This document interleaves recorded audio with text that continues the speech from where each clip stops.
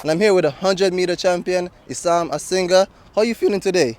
Man, I'm feeling great, it feels good. Had a great day yesterday, so now I'm just kind of walking around, just enjoying the meet, supporting my teammates. So I'm just enjoying the good weather. No more rain delays, so, we having fun. Yeah, that rain delay was crazy. So, I want to ask you a few questions. The first thing I want to ask you about is the World Junior record. It must have been on your mind, and the only thing stopping you from it is that wind. What have you been feeling about that World Junior record?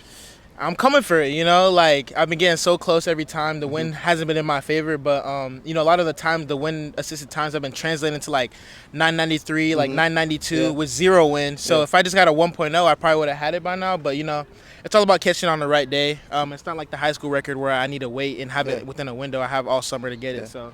Yeah, that's facts. No, you're right there, man. And you're running some world-class time. You're running against the pros already. You're already there.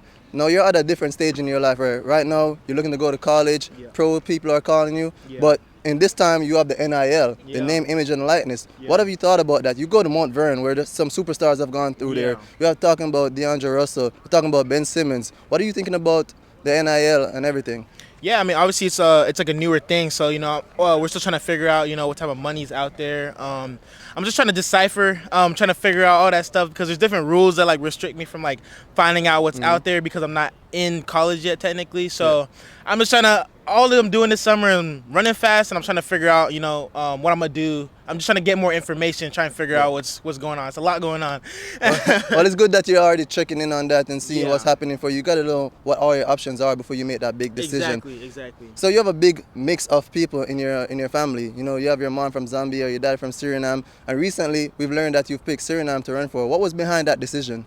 I feel like the biggest thing behind that decision was probably just carrying on my dad's legacy. He did a lot for that country, and I just felt like I felt really strong towards it athletically, just to go represent. And I kind of wanted to tap into a new fan base. Like it's obviously nice having an American fan base, but it's also nice to have more international presence.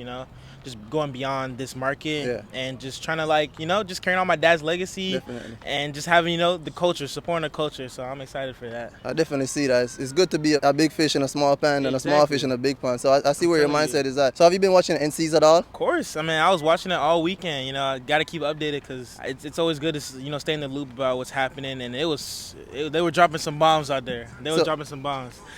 So you must know the current guys right now. And 4x1 is one of my favorite relays. I know you must love running on the 4x1. Yeah. Out of the current guys in the NCAA, give me your dream 4x1 leg by leg. So first leg, second leg, third leg, fourth leg. I bet. So on the first leg, I got Makai Williams. Makai Williams. Then I'm going to go, who do I go next? Stretch. Who you got on back stretch? Ooh. I'm going to go with Ograbume from LSU. Okay, that's a good choice. Man's been sliding.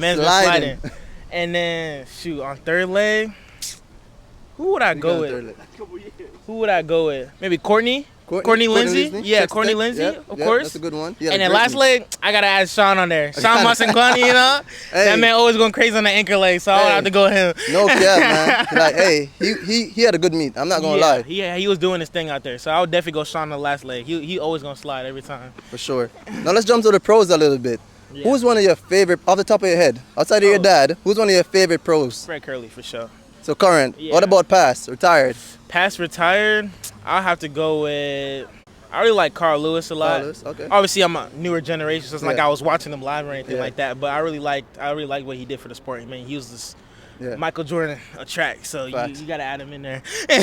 What do you think about Usain Bolt and the impact he's had on track overall? That man changed the game forever. He's opened new doors.